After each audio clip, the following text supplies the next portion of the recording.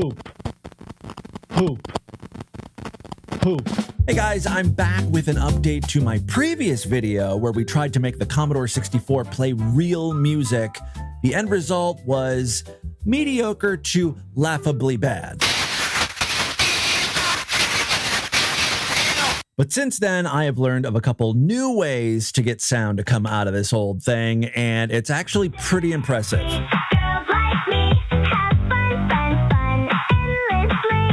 So yeah, in my last video, I got a lot of interesting comments that range from flat out mean. Let me just issue a blanket statement going forward so we're all on the same page here.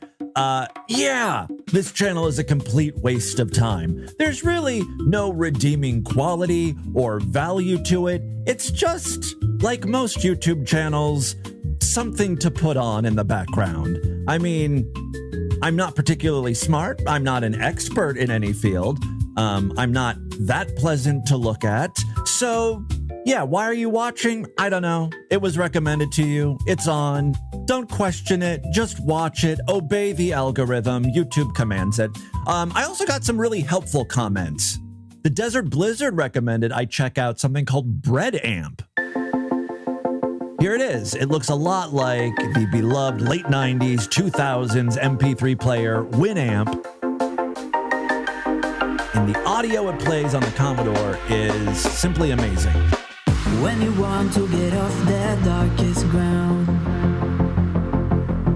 the gravity. It sounds just as good as an MP3, but there is a catch. You're not going to be able to play this on a stock Commodore 64. You're going to need a 1541 Ultimate, an Ultimate 64, or one of the new Commodore 64 Ultimates. Basically, any of the Gideon Zweischger's projects. And I'm sorry if I butchered that name.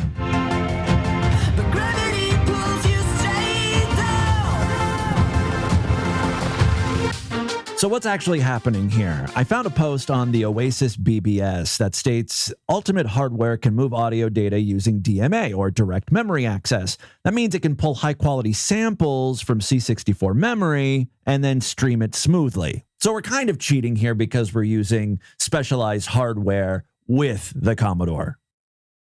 I don't know, maybe, possibly it is. I'll let you be the judge. It's pretty easy to make your own BreadAmp compatible music. When you download BreadAmp, there's an accompanying Windows program, and you just drag an uncompressed WAV file over that exe, and the program will convert the sound into a 16 megabyte RAM expansion unit file. That's what's going to be played in BreadAmp on the C64.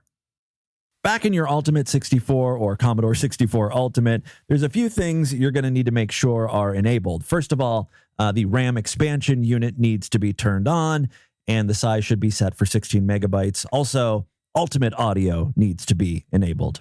Now we can load the music we just created in Windows. I renamed it to csong-sid.reu. Even though technically it's not being played through the SID chip anymore, it's being played through Ultimate Audio. It takes a few seconds to load the REU into memory. But once it does, we can launch BreadAmp.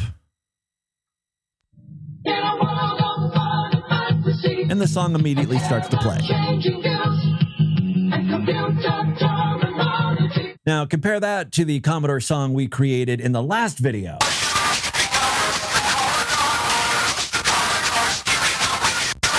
Yeah, much better.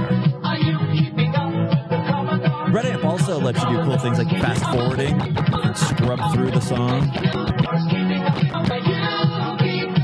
You can change the colors. Very cool. Speaking of music we featured in the last video, here's another song I've converted into a BreadAmp file.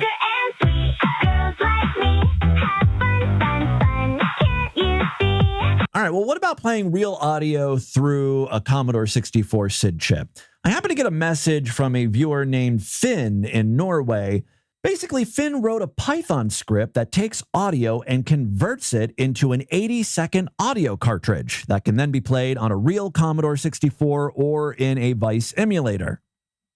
So with this method, you could use an original Commodore 64 to play the music. The only trick is getting that cartridge file into the system. The file sizes are pretty big, so you're going to need something like an Easy Flash cartridge.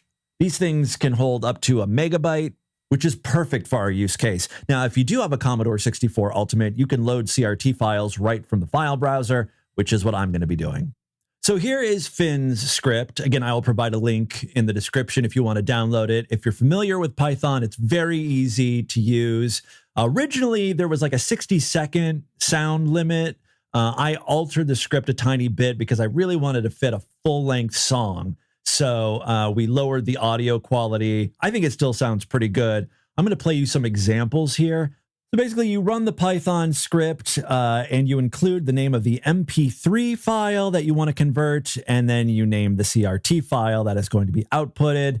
The last thing here is the type of SID chip your computer has. In my case, the Commodore 64 Ultimate is emulating an 8580 SID chip, so that's what we're going to select. I'm actually going to play a comparison between the emulated audio and ARM SID, which is a hardware replacement SID chip that you can put in the Commodore 64 Ultimate, and then compare that to a real OG SID chip so you can hear the difference. One of the criticisms of the Ultimate is that while the emulated SID chip sounds pretty good in most cases, it does struggle with digitized audio. So we're going to put that to the test here.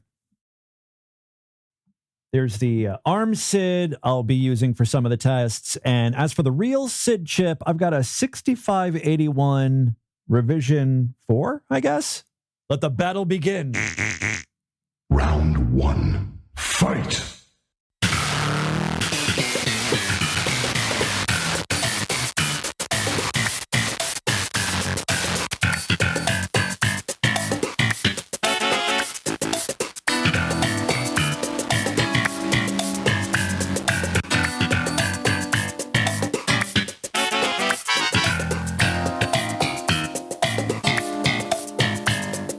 Round 2. Fight!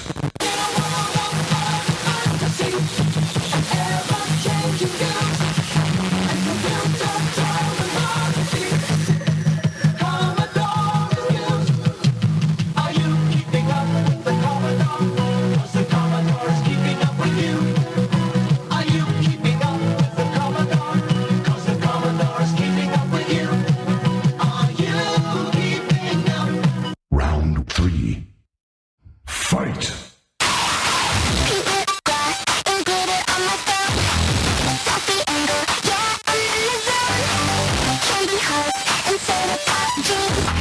Everything is sweeter when you're me. Don't think too hard, just sing along. If you forget it, it's not wrong.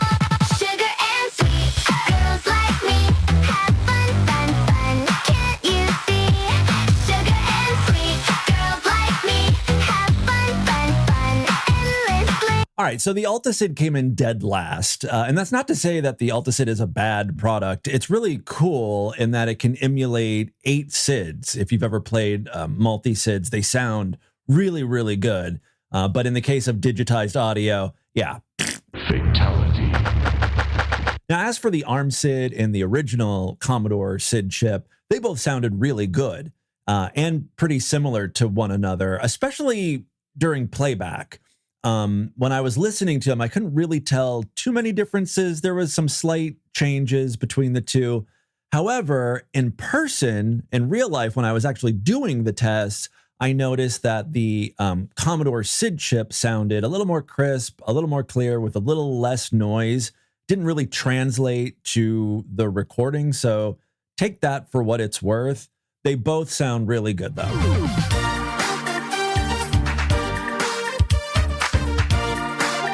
Oh, I did want to mention, after I started making this video, Finn updated his Python script. Now there is a quality option, which will give you a lower sample rate, but increase the recording time. So you've got anywhere from 82 seconds up to over 4 minutes. So the last thing I wanted to mention was a project I'm working on. And when I say working on, I mean that in the loosest sense possible. I am not a coder, at least I don't know assembly language, so 95% of this is AI slop, but I really wanted to see if we could get an MP3 to decode on a Commodore 64. Yeah, that comment really stuck with me for some reason. Anyway, I have made progress. Not much, but I've made progress.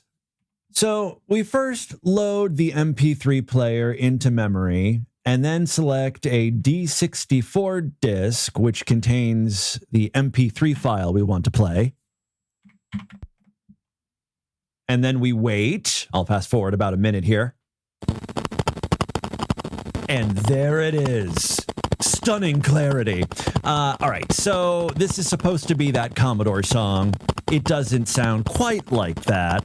And I'm sure some of you are saying this is garbage. This is nothing. This is just clicks and noise.